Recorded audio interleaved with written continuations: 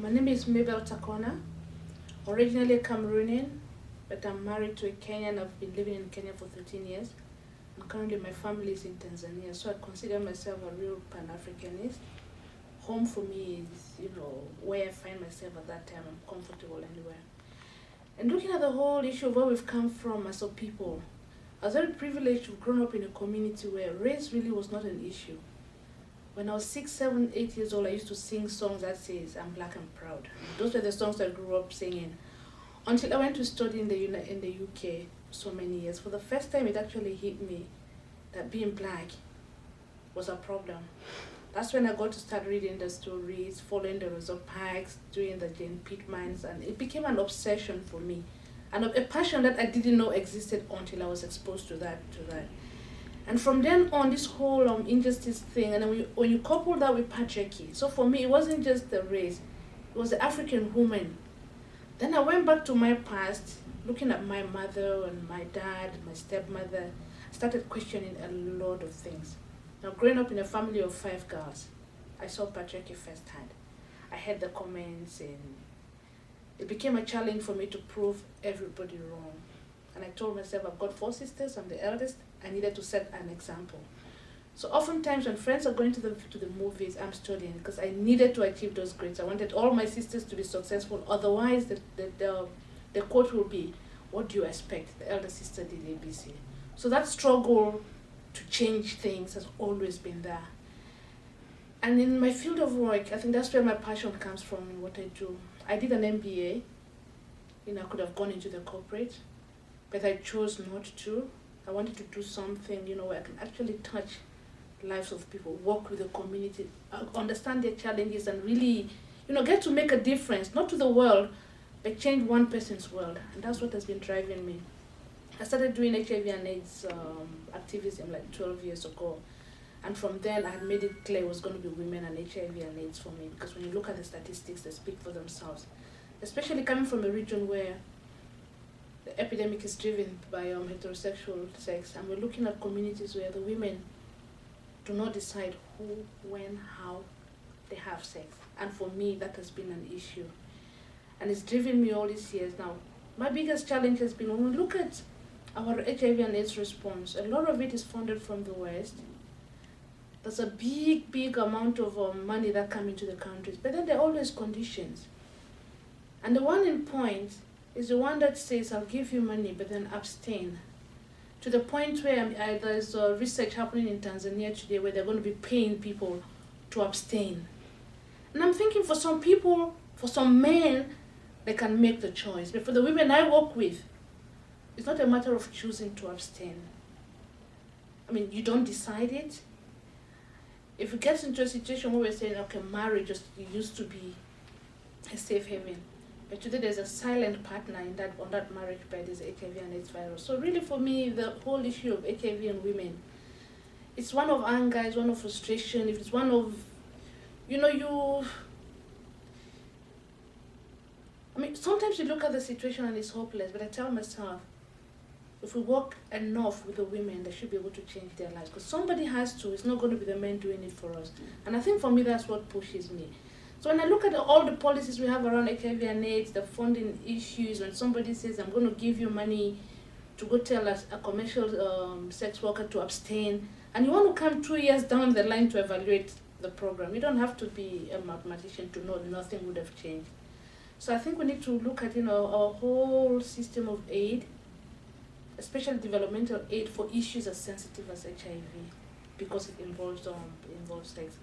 Now, when I look at change in the broader sense, given what all that is happening, with the recent elections that's happened here, sometimes I have a colleague who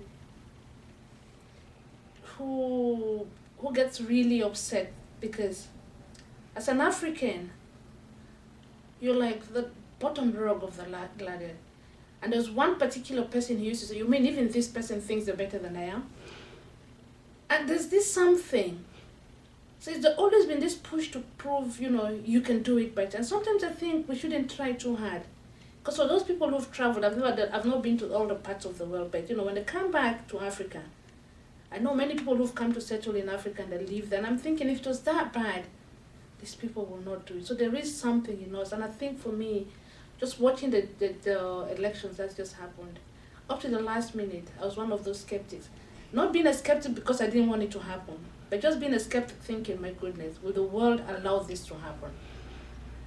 And I was listening to my 9-year-old daughter and my 6-year-old niece discussing electoral votes, and I'm thinking, what the hell do they know what electoral votes? So the excitement was there. I mean, you could see, and then I think the world stood still for us. For me, it wasn't really like a proof that finally we can. We've always had the ability in us, and I think the challenge has been, how does the environment within which you find yourself give you the opportunity to attain your best, and how do you seize those opportunities, because we have the opportunities. And I think for me, one of the things that we need to push forward, especially looking at the whole issue of development, coming from Africa, for me, I think as Africans we need to take our destiny in our own hands. For too long we've left it to other people, and today I'm sure there are many people who are going to sit and expect some overnight changes because we've got an African American at the helm. We need to change that mentality. We are all excited, we are all very happy. But then if there's anything that Obama victory has shown us, is that if you dare to dream, you can actually make your dreams come true. I think people need to work hard. And when I look at the issue I talked about earlier, the one that's really close to my heart, the whole black woman thing and HIV and AIDS, it goes deeper. So we're talking about patriarchy. Patriarchy is ingrained in our society. Patriarchy doesn't know poor, it doesn't know rich, it doesn't know urban, it doesn't know rural women. Because even women in very high places experience patriarchy on a daily basis. The struggle continues.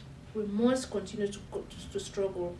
But then what we should not allow to happen is, for example, the African woman, they've always talked about her resilience, her ability to cope. And that has been exploited.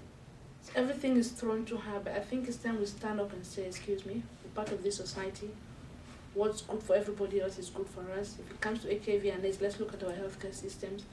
If the women are going to do the care, then give them the money, pay them because they are doing the job of your health systems to do. And really, until we get to start doing that, the point will come when this very resilience will be broken because we've exploited it, we've overused it, and people know the women will always care anyway because the person you're caring for is your son, your daughter, your husband, your mother. There's always that thing. But I think as women as well, we need to come out and say, okay, when we have an issue, we are more infected, yes. But then how do we use the spaces that are there for us? How do we create this bigger voice that's there to start challenging the issues the way they are? And for collaboration, for me, when I look at the African woman in Africa, and I look at the African in diaspora, I look at the African American woman, the commonality I see when it comes to HIV and AIDS is we are more infected, the numbers are big. So what can we do together? I mean, how do we create this big voice so that when people sit in the G8 to make decisions about where the money is going to go for HIV and AIDS, at least our issues are taken. So the struggle continues for me. We're not there yet, but at the way things are going, I think we can and we should just keep going.